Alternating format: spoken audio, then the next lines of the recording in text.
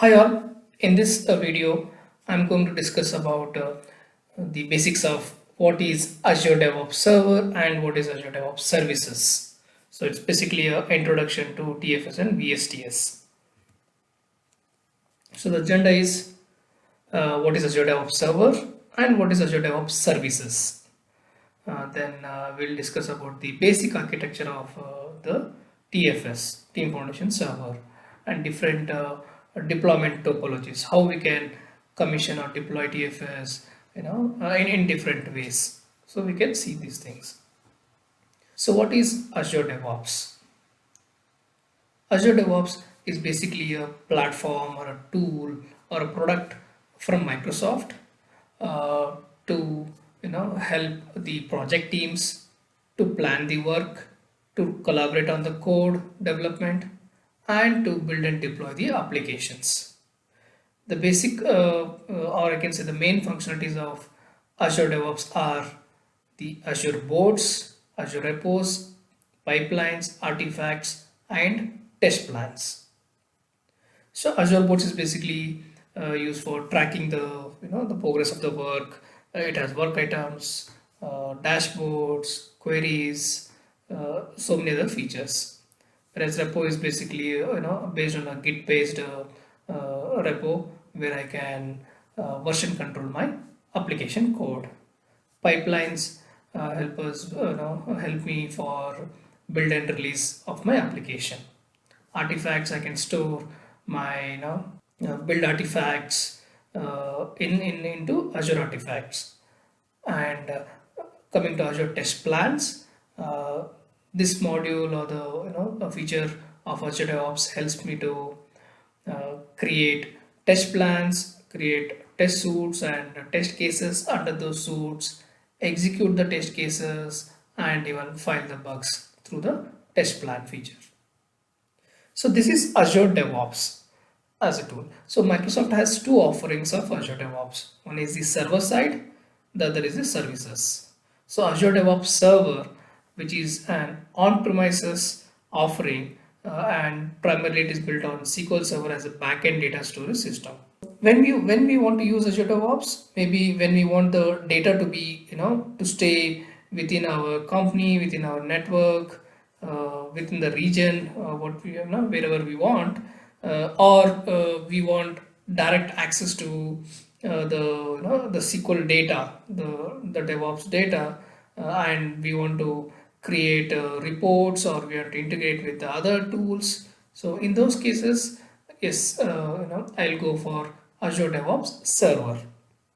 Whereas Azure DevOps Services is a cloud offering, or you can say a SaaS application. Since it's a SaaS application, all the infrastructure, the maintenance and everything is taken care by Microsoft. So Azure DevOps Services, it's backed by a 99.99% SLA, and Microsoft will have a lot of other functionalities which will monitor the services, the availability, and we can choose where our data resides. Basically, based on the data centers of Azure. So when I create a Azure DevOps Services organization, or you can call it as Azure DevOps organization, I can choose a data Azure data center, and all my data resides in that data center. And now we'll discuss about the basic architecture of Azure DevOps Server. So Azure DevOps Server or TFS consists of two tiers: application tier and data tier. So data tier basically consists of a SQL server which holds all the databases of the TFS. Whereas application tier consists of a TFS app or application which is hosted on top of IaaS. So when I configure TFS, uh, these databases will be created in the SQL Server. Basically, the configuration DB, which will hold all the TFS related configuration data, then application warehouse and analysis services database. So these are used for reporting, and the team project collection database. So this is basically when I create a new team project collection in the backend, it is one database. And under the collection, I will have number of team projects, and inside a team projects, I may have my repos, my work items, builds, all the data will be stored. And optionally, I can configure the build servers in the application tier, or maybe on the some other server.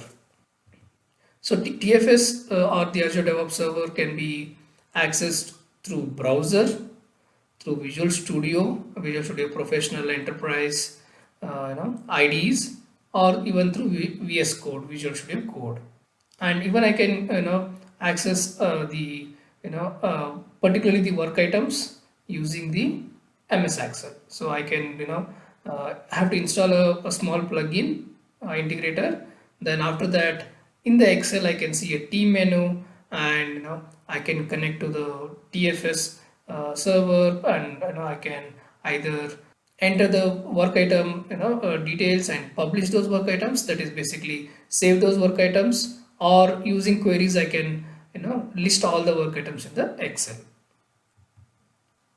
Azure DevOps Services on the other end, since it's a SaaS, so I don't have to worry about the infrastructure and the things or architecture. So Microsoft will take care of all those things.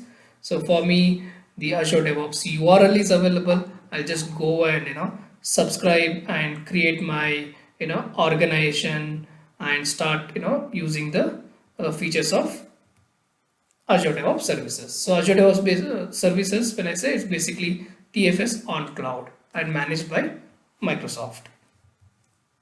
Now let's see, again come back to the TFS, the Azure DevOps Server. Let's see what are the different deployment topologies, how we can install TFS in different ways. So starting with single server installation.